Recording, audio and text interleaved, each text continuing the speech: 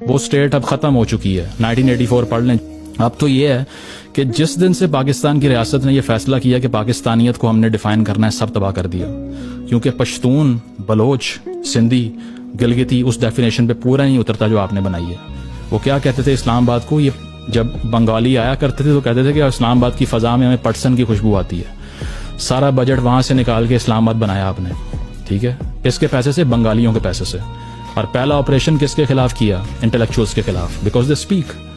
تو اس طرح کی ریاستوں کا سب سے بڑا جو دشمن ہوتا ہے نا, وہ بندوق والا نہیں ہوتا, وہ ہاسٹائل بندہ نہیں ہوتا, وہ ہوتا ہے جس کے ہاتھ میں پین ہوتا ہے یا مائک ہوتا ہے. کیونکہ انٹلیکچوئل جو ہے وہ اتھارٹی کو ڈیکنسٹرکٹ کر دیتا ہے. تو آپریشن سرچ لائٹ جو پہلا ہوا اس میں آپ نے پروفیسر اٹھائے صرف, کہ جو سوچنا بولنا سکھا رہے ہیں ان کو تو پھر یہ مذہب والا چورن نہیں بیچ سکتے ہم, تو اسی لیے ان کو اٹھا لو, ختم کر دو. تو آپ نے اس سے تباہی برپا کی ہے, آپ نے پشتونوں کو ڈس انفرنچائز کیا ہے, آپ نے بلوچ لوگوں کے ساتھ جو کیا ہے ایویڈنٹ ہے, ٹھیک ہے.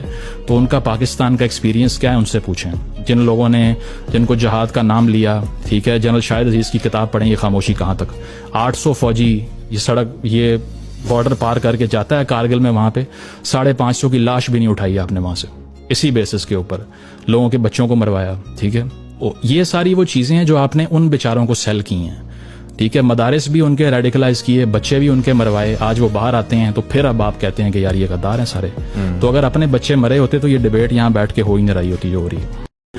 مجھے تو جناب ایک صاحب نے بھی کہہ دیا تھا ایک بڑی ہائی پروفائل میٹنگ میں کہ they are hostile people, they carry guns all the time.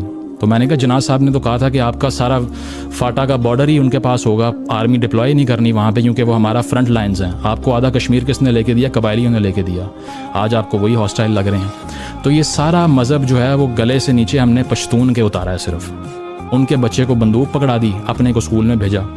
تو یہ ایک ریشل جو ہے نا آپ نے سپیریورٹی اسرٹ کی ہے, اس میں مذہب کا کوئی تعلق نہیں ہے. ضیاء صاحب نے بھی یہی کیا, اس سے پہلے ایوب صاحب نے بھی یہی کیا. کہاں جا کے بھٹو صاحب نے آپریشن کیا؟ بلوچستان میں کیا, ٹھیک ہے. اسمبلی کس کی توڑی؟ کے پی کی توڑی.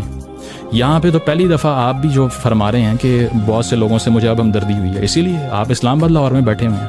اگر میرے گھر کے بیک یارڈ پہ ڈرون آ کے لگتا ہے یا 4 لاشیں میرے بھائیوں کی پھینک کے جاتے ہیں, میں نہیں لگاؤں گا نعرہ کسی ریاست کا. میرا پرسپیکٹیو ہی اور ہے, مجھے کوئی سننے کو تیار نہیں ہے. میں اگر افغانستان کی ڈی پی لگاتا ہوں سارے کہتے ہیں یار آپ افغان نیشنلسٹ ہیں. وہ بھائی 5000 سال کی تاریخ ہے, 70 سال نہ میرے گلے سے نیچے اتارو, یہ نہیں سمجھتے.